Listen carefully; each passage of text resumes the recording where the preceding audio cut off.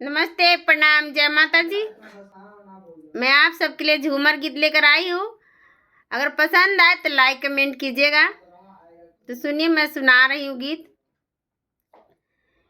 दीदिया जाली नाई हरवत जीजा जी खूब रोवेलन। दीदिया जाली नाई हरवत जीजा जी खूब रोवेलन, खूब रोवेलन, हंस सुख रोवेलन, खूब रोवेलन, हंस सुख रोवेलन।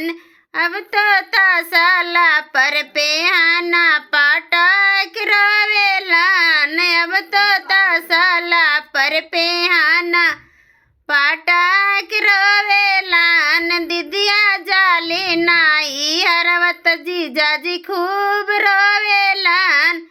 दीदिया जाली नाई हरवत जीजा जी खूब रोवेलन, खूब रोवेलन, हंस सुख रोवेलन, खूब रोवेलन, हंस सुख रोवेलन।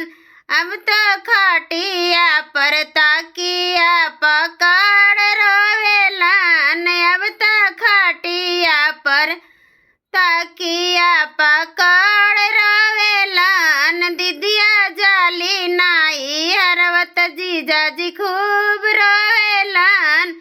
दीदिया जाली नाई हरवत जीजा जी खूब रोवेलन, खूब रोवेलन, हंस सुख रोवेलन, खूब रोवेलन, हंस सुख रोवेलन। दीदिया जाली नाई हरवत जीजा जी खूब रोवेलन।